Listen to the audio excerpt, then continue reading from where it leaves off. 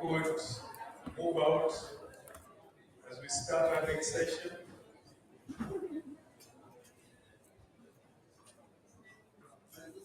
Hello, please. We only have 45 minutes.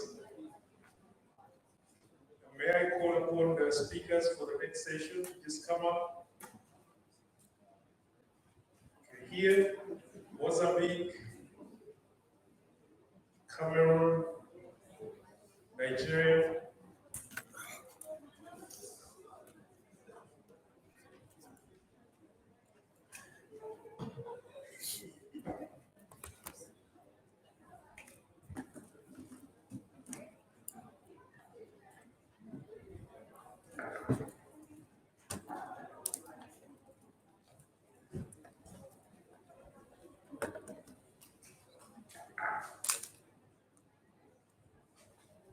Hey, say come Adi.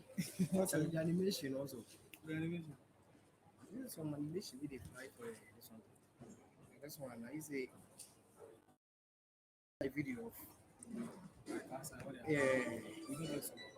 But for the outside, You can see for that. yeah, you see for They the not really, you not really display. You know, they from the minute they display just yeah. That is why you don't know the I hear you. That's true. so they outside. You guys said Yeah. everything they go out. Oh yeah. Some like some small challenge back. Maybe some. I wait another. Should we go to scam? You come and film Hello, I can't have we got a speaker Okay, from okay. Cameroon? So make sure about your Oh, the morning thing I the way you know my community be like 11 Speaker or something. from you Mozambique, say it be mommy where they go call. clinical and immunological profiles, Mommy advanced where HIV disease. They call comes not me say but no day. I'm gonna the one see am. see ya. Okay. So come out with tell her.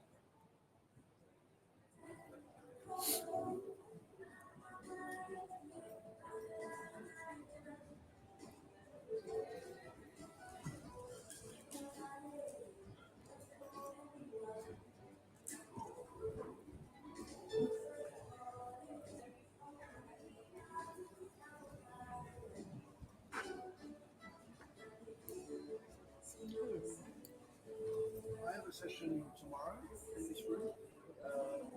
Technically, who do I talk Up to him. to? Him? He's the man? One of the members. Okay. Do you have a presentation? You present.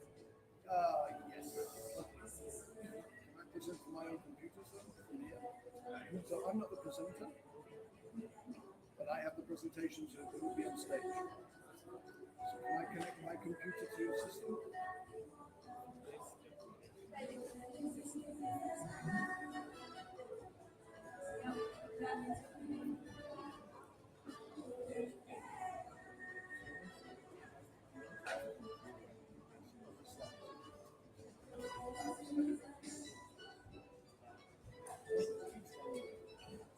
So my session is tomorrow.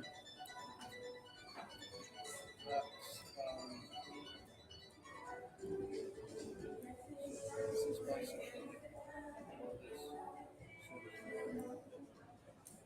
Three times. So we have a break. Yeah.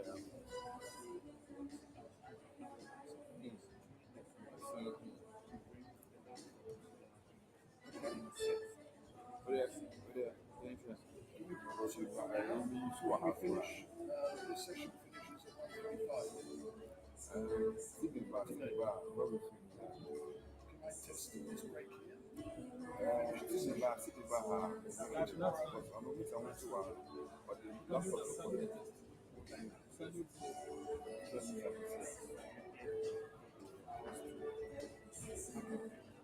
That's why I need to use my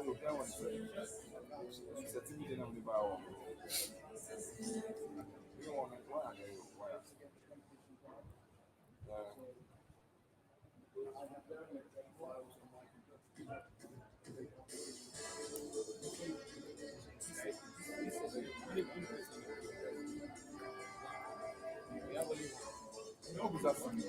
So I'll do that one from 5 and then we'll just do a quick test.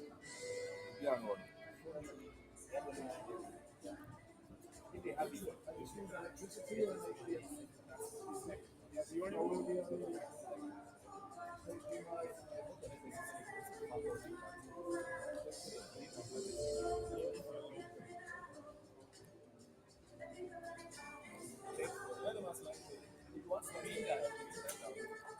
It's only one speaker that I'm submitted. Oh, okay.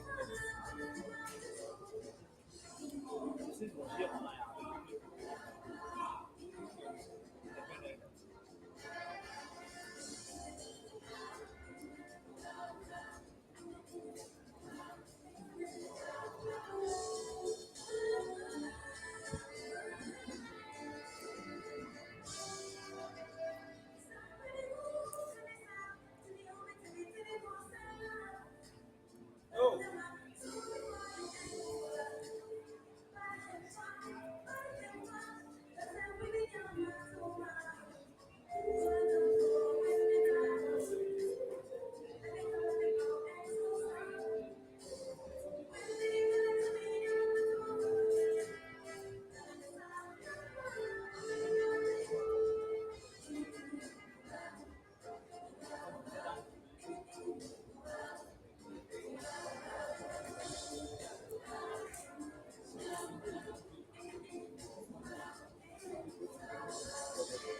Hello, do we have the presenters from Mozambique? The presenter from Cameroon?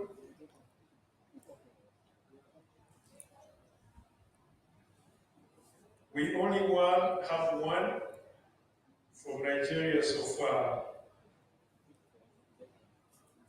And he has told me he can use all the 45 minutes.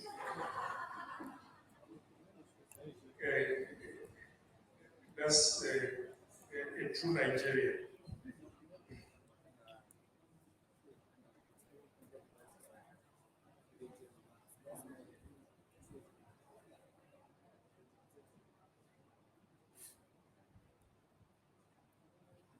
So probably as we wait for the others to join us, these are usually very short sessions, and we thought it would be a good mix because we had three presentations, interesting presentations. One was on advanced HIV disease. Then we have one on AI-driven screening among co-infected patients. Is it co-infected or TB? Yes.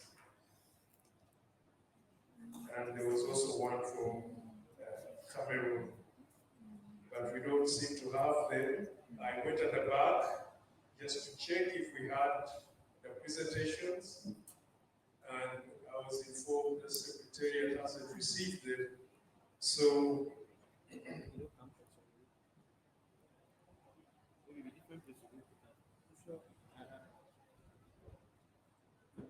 should we proceed?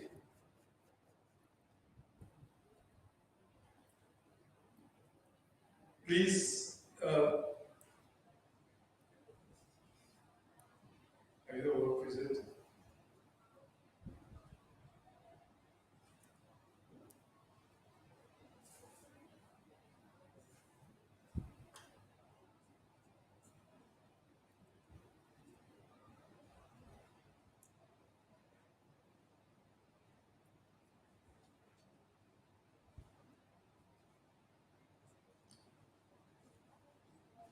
Okay, we'll start in 1 minute. We'll start in 1 minute. Please upload the slides from Nigeria.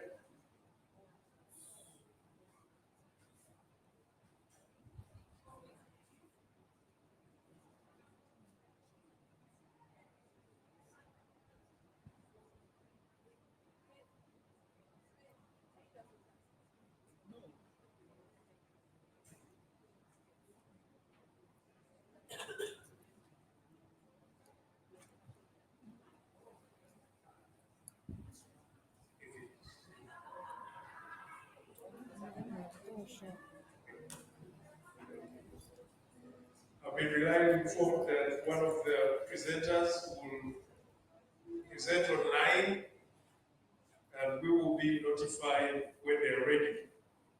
So I think without much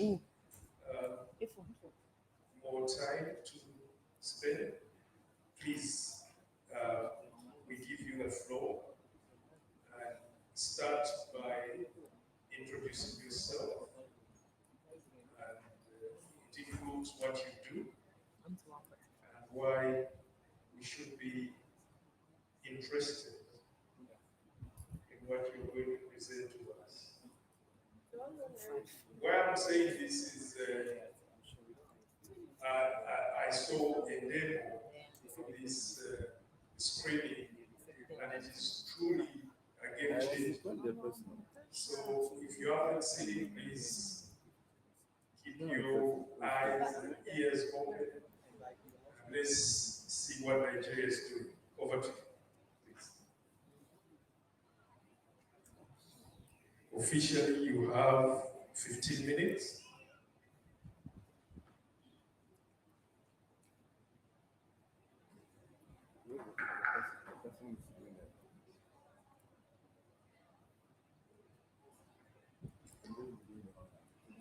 Good afternoon, everyone.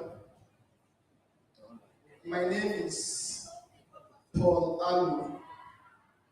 I work with Institute of Human Virology Nigeria. In Institute of Human Virology Nigeria, we work in HIV/AIDS intervention, TB, other communicable and non-communicable diseases. And we're also the recipient of the HEFA Global Fund and the CDC grants and all other grants. So my presentation today is on AI-driven screening in TB and HIV programming, advancing early detection with CAT4 TB in Nigeria active case finding. I have no conflict of interest, and my presentation is outlined as follows. I'll be giving you the background, the objectives, the methodology, results, and the conclusion from our findings. So, the use of artificial intelligence in TB screening and diagnosis, as recommended by the WHO, has revolutionized the detection of TB, particularly in high-burden countries like Nigeria and India. Using AI-enabled portable digital X-ray to analyze images has improved the sensitivity and speed of detecting anomalies in suggestive pulmonary TB cases. This technology has become a critical and a game changer in identifying TB among people living with HIV/AIDS and whose TB presentation may be asymptomatics and easily missed by conventional methods. Please, the slides, you are not moving it. Go to the next slide, please. Next. Okay. Next slide. Given that TB remains a leading cause of death among PLHIV, integrating AI-enabled PDX into TB-HIV collaborative activities can significantly reduce missed opportunities or missed diagnosis. So what are the objectives of our studies? We have two main objectives, which is to assess the contribution of AI-powered CAT4 TB in TB case finding during active case intervention in Oyo State. This study or this intervention was carried out in Oyo State, Nigeria. The second objective is to examine the added value of AI-enabled PDS in improving TB screening among PLHIV. So what is the methodology we used in this study? We carried out a retrospective comparative study using 12 quarter data, that is January 2022 to December 2024. We collected this data, we analyzed them, and then we we compared the performance of AI-enabled screening, that's PDX machine, with conventional-based tuberculosis screening. When we say conventional-based tuberculosis screening, I mean the WHO 4 symptom screening, which includes a cough for more than 2 weeks, more or less than 2 weeks, fever, drenching night sweats, and weight loss. So what was our result like? So we are going to be comparing what AI-enabled PDX enabled the CAFOR TB screening gave us against the conventional screening. So in our result, the AI-enabled screening using CAFOR PDX, we screened 666,861 people. We had 6,117 presumptives and reported 1,194 cases, giving us a TB yield of 19% and screen of 55 and number needed to test of 5. As against the conventional screening, where we screened over 700,000 people, had over 70,000 presumptive, reported 5,158 cases, a TB yield of 7, a number needed to screen of 136, and number needed to test of 14. Looking at this very well, you discover that, okay, yes, the case is higher among the non-conventional screening method, or was higher, reported more among using the non-conventional screening method. But what are we looking at? We are looking at the yield. We are looking at the number needed to screen and number needed to test. That's specificity and how best screening can be carried out. And scientifically, if you look at it, it is said that, for instance, in Nigeria, the number needed to screen to get an average TB case is supposed to be less than 100. When the number needed to test is supposed to be, that means you need to have about 10 presumptives to have one TB case.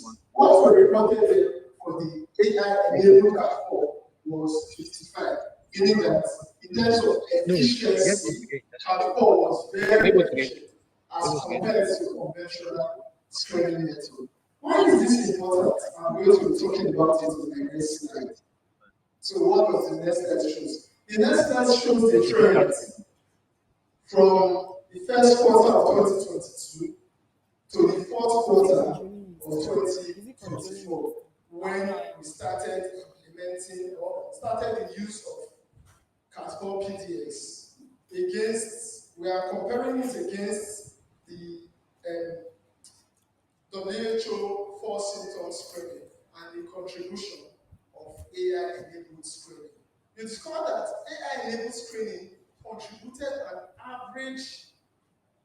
added an average of 24% to the total number of TB case finding as against previous case.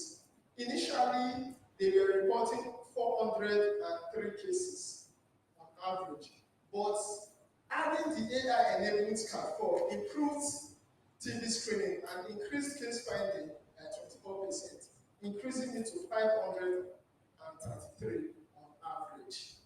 Next slide, please. So, what does this mean for the PL-HIV? What was our findings when it comes to PL-HIV?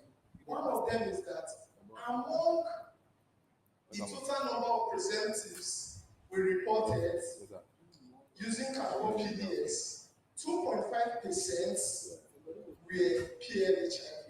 That's number one. And among the same number, using CAFOR, 14% was reported as positive. And it demonstrated greater efficiency with nearly a 2-fold increase in TB case detection rate among this same number of clients. Okay, let's come to our everyday activities and our everyday practice facilities. I understand that some of us here will visit facilities, I mean health centers and the rest.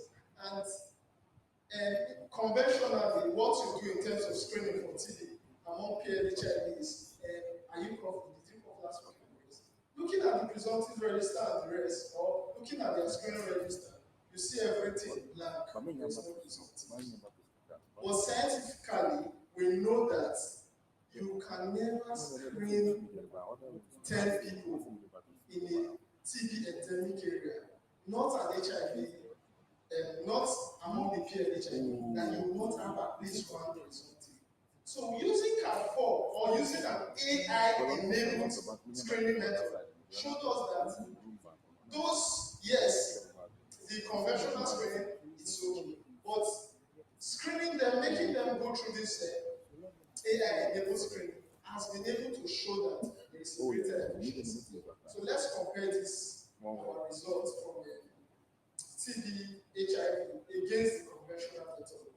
Among the presumptives which we identified, 0.08% were presumptives among HIV patients.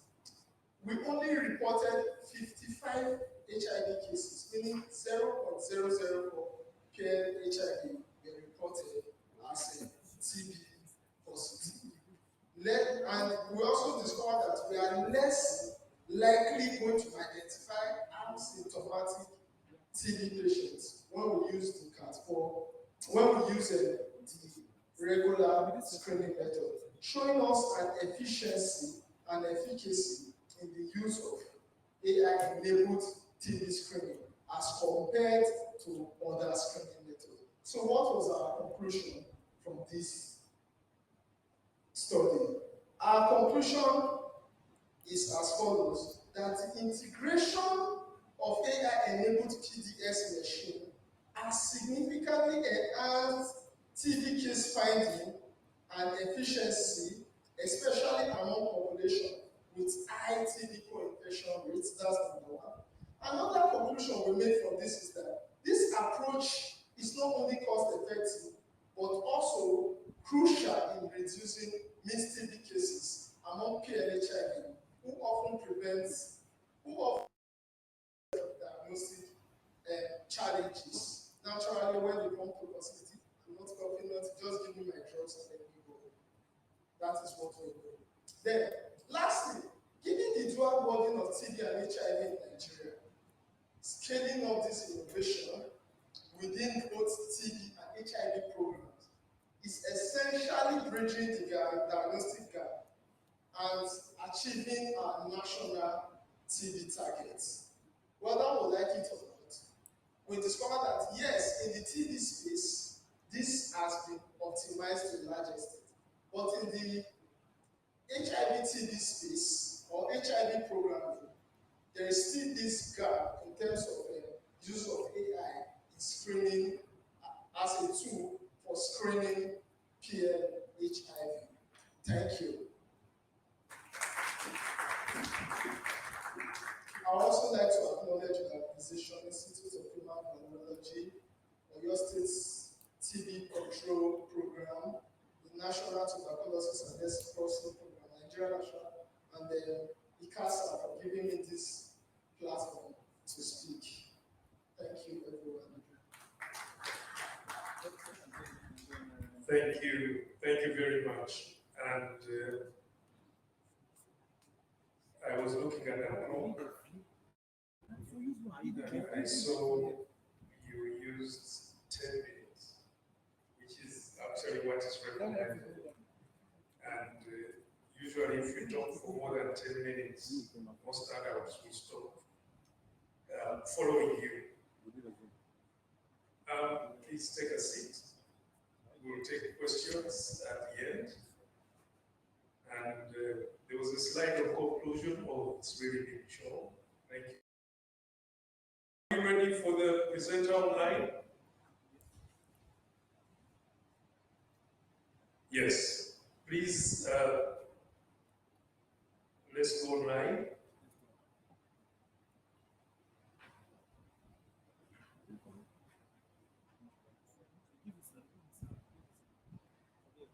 As I get all this sorted, let me use this opportunity to introduce myself. name is Frank Lule. I'm an old man who comes from Uganda, and I've been working with WHO I can see somewhere not more, for about 20 years. So it's a long time. And my work is also in infectious diseases, particularly HIV, viral hepatitis, STIs, and tuberculosis. So I hope we are ready for the next presenter. Oui, allô? Est-ce que vous m'entendez là? Do you hear me? Can you hear me? Just get closer to your mic so that people in the room can hear you. Okay, so what do you want me to do now?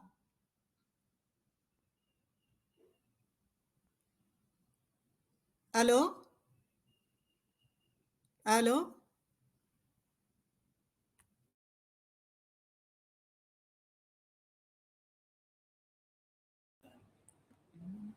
So I should Hello? Allô? Yeah. If you can hear us, Yeah, now I'm hearing you. good. which one? So do I just need to wait for my own programmation?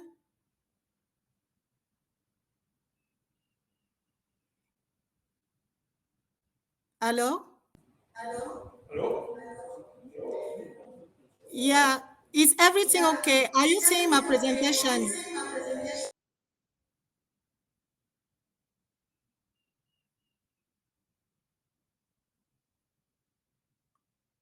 Your presentation. So, Okasa, I mean, Pardon me? Please go ahead and make your presentation. As was talking, Okay, because there is too much background there.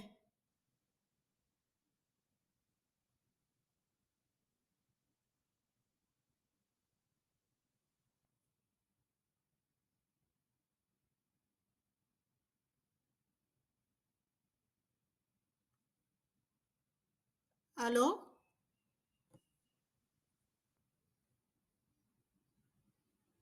Hello?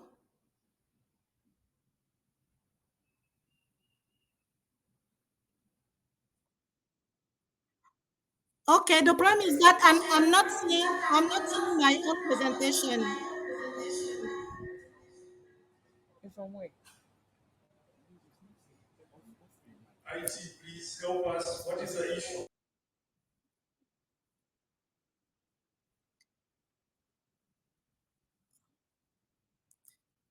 Okay. Okay, so good afternoon, everyone. Sorry for all this disturbing. My name is Georgia Ambada. I'm working at the Chantal Biya International Reference Center for Research on HIV/AIDS prevention and management. And I will be presenting our work title, Regulatory Systems in HIV-1 Infection, Implications for Immune Regulation and Therapeutic Potential. So HIV-1 infection is characterized by persistent immune activation despite effective ARTs. This ongoing activation leads to immune dysregulation and contributes to disease progression. For the immune response to be effective in controlling HIV infection, it must strike a careful balance. First, it needs to maximize the recognition and control of the virus, and at the second time, it must minimize collateral tissue damage and immune dysregulation. Hello?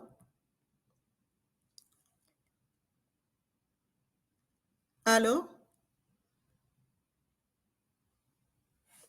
Hello? Yeah. Can I go ahead?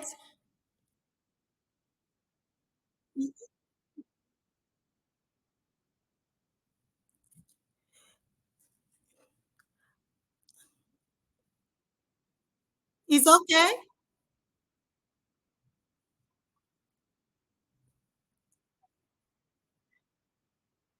Yeah, because I put on slideshow now.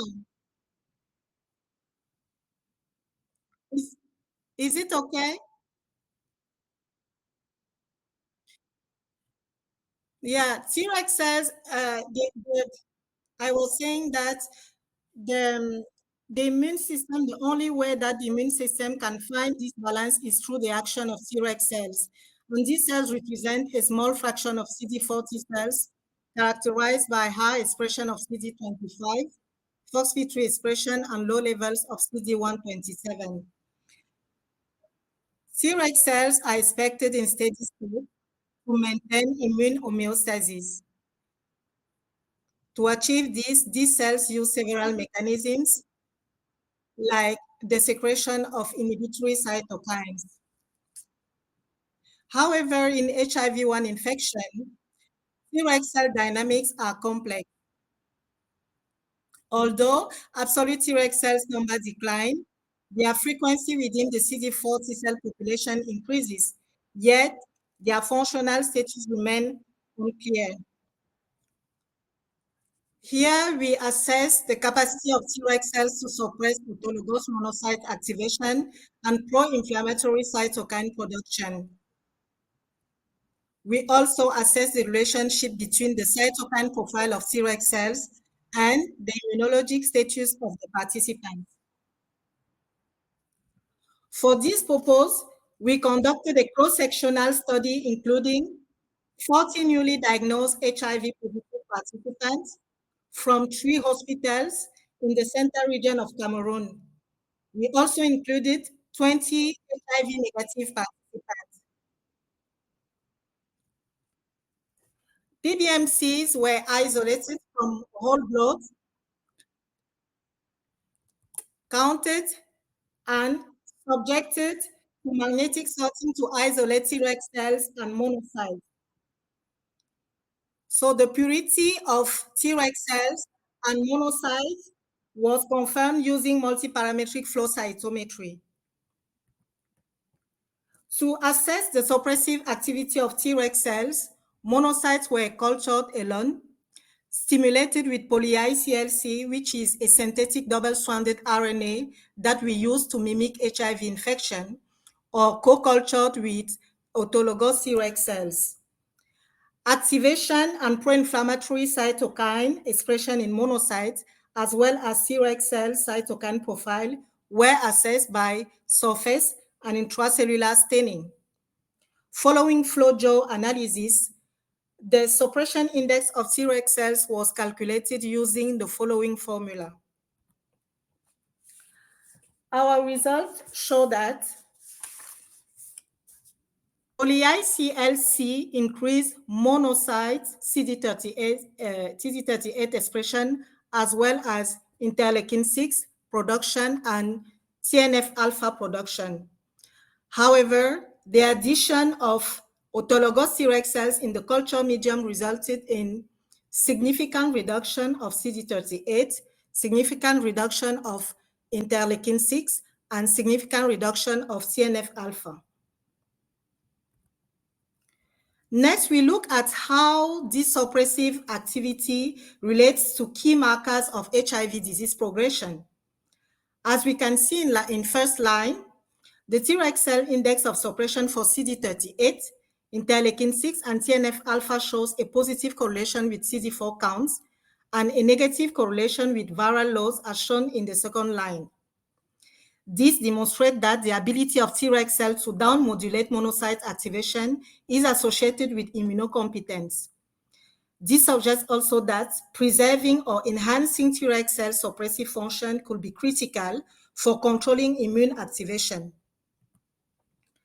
By assessing the cytokine profile of Treg cells, we found that immunocompetent individuals exhibit higher levels of TGF-beta, interleukin-10, and interleukin-4 compared to immunocompromised individuals.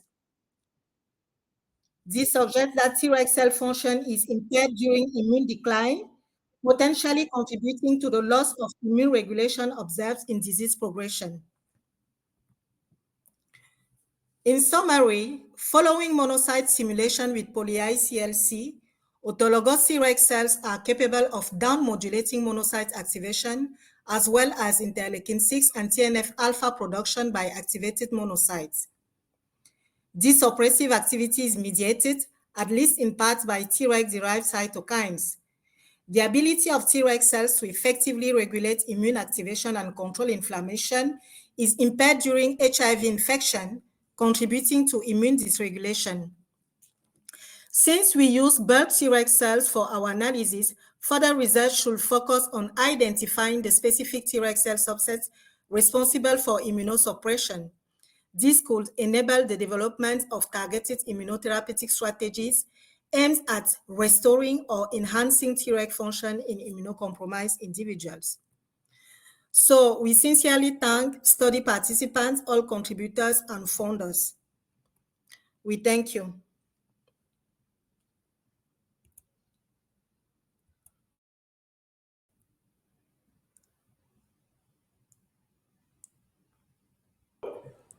Can you hear us, Doctor? Can you hear us? Yeah, I'm hearing. Yeah, thank you. Unfortunately, you're not moving, but hopefully the colleagues in the room were following. So we have a few minutes for questions, and they should be directed. Unfortunately, we couldn't get our third presenter. Any questions to the colleagues who have presented? We have one here, two.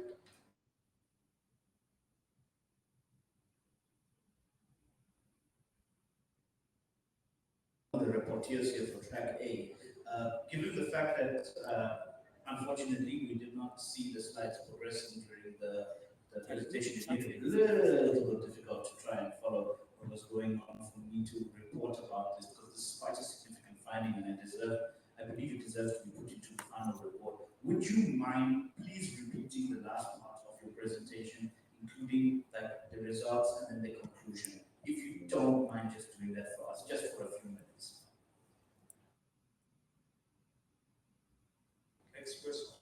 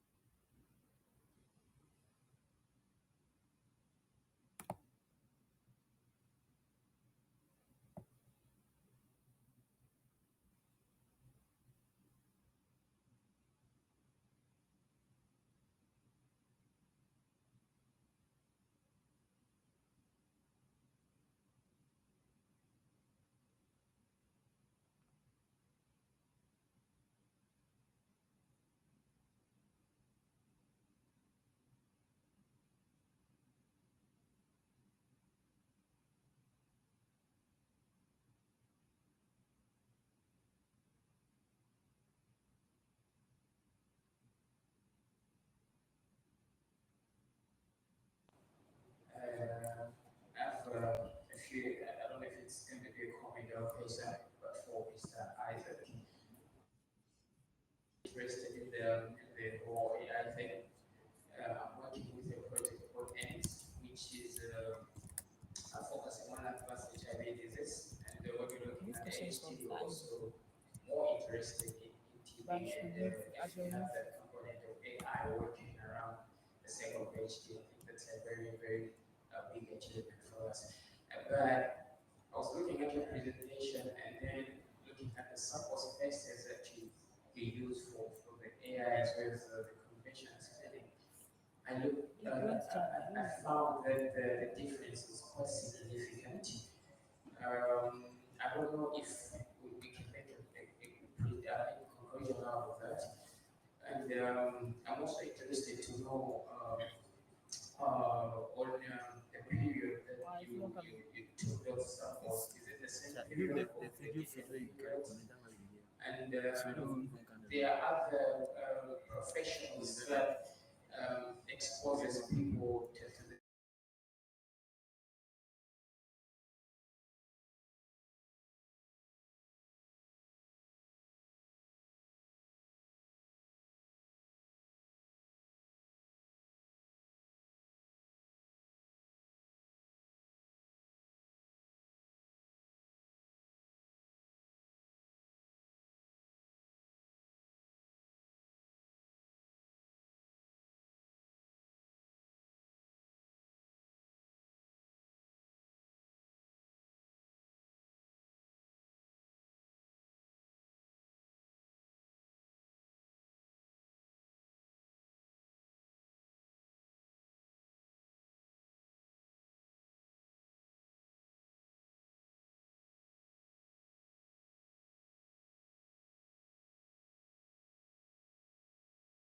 please go over the last presentation, your presentation towards the end, so that we can capture your findings and conclusions. It was difficult to follow because you are not seeing the slides.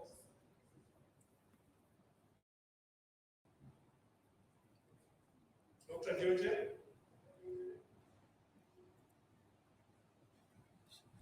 She's gone.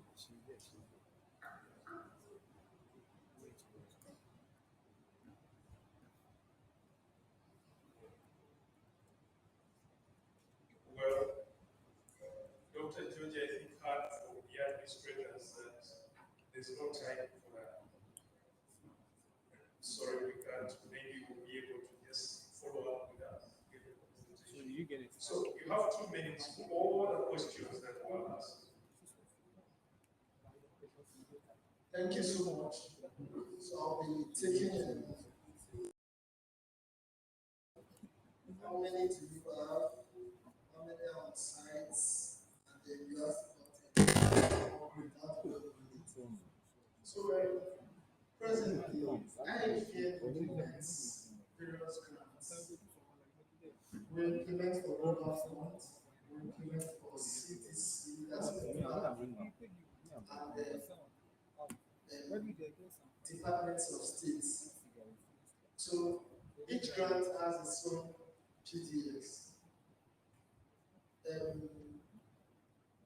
Yeah, there's not so much as expected. That's why we made an upgrade.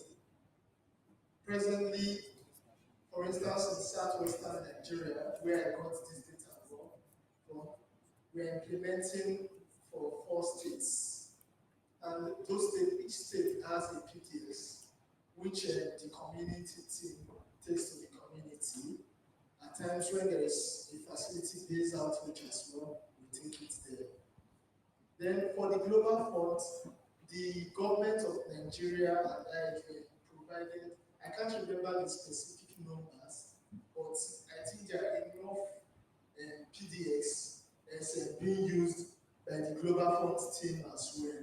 Well, KSCB, IHV, and the government of Nigeria procured through our funders, procured these tools and are using them for screening in these states. So you asked about an upgrade of the system. It's important to know that this AI-enabled PDX, there are different companies that uses them. We have Deflect, we have Ministry, we have Fujifilm, we have Konica, we have VCTech and the rest. They have their own AI-enabled screening. But we are using that of Deflect, which uses the CD4 TP AI-enabled screening. So it varies, and when there is an upgrade, since it is connected to the internet and online, it is automatically updated. So it's connected to the internet, it's automatically updated. What does it mean? I'll need to answer this question. I'll use my other presentation. I'll need to answer this question. Okay. So you asked about the period, the sampling, and the rest. So these data were collected within the same period. So the difference is that we don't have enough PDX. So we collect aggregated data using DHIS. But you understand that the PDX data is collected separately, while the WHO symptomatic screening, which takes place in the majority of our sites, both community and facility, takes place as well. And you expect that